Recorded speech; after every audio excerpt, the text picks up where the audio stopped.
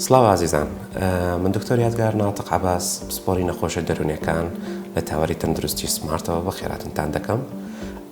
وەک تەواوکەرێک بۆ زنجیرەی پزیشکی تۆم لێم بپرسە، کۆمەڵێک چارەخوازی بەڕێز هەنێ نامەیان ناردووە هەوڵە دەم بە کورتی و بە پوختی وەڵامیان بدەمەوە.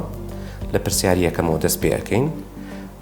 سڵاو کاک دکتۆر، ئایا ئێوەی دکتۆری دەرونی باوەڕتان هەیە بەوەی کە جن ئەچێتە لەشی مرۆڤەوە یان تاکو ئێستا هیچ لێکۆڵینەوەیەک کراوە کە ئەم نەخۆشیانە پەیوەندی بە جنەوە هەبێت کە مرۆڤ لە ناکاو تووشی نەخۆشی دەرونی دەبێت؟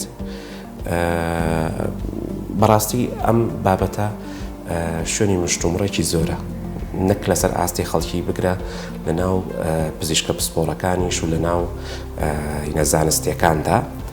بۆیە من بە کورتی دەڵێم تا ئەم لەحزەیە هیچ توێژینەوەیەکی زانستی دقیق نییە کە بتوانین احتیمالی بەسەرا بکەین و بڵین ئەو شتە بوونی هەیە.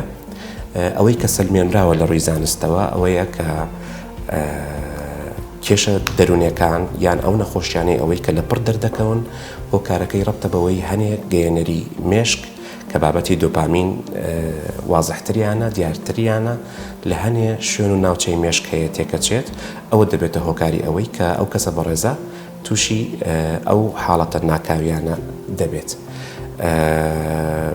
بۆیە مەسەرەن ئێمە لێرەوە ئەڵێین ڕێنمایی بەڕێزتان دەکەین کە زۆر گرنگە کە ئەو کەسانی ئەوەی کە ڕوبەڕووی حاڵەتێکی لە ناکاوی دەرونی و تێکچوون شڵەژانی کەسایەتی، شێوازی قسەکردنی، شێوازی هەڵسوکەوتی تکایە بە سەردانی پسپۆڕێکی دەرونی بکەن بۆ ئەوەی حاڵەتەکە دەستنیشان بکە.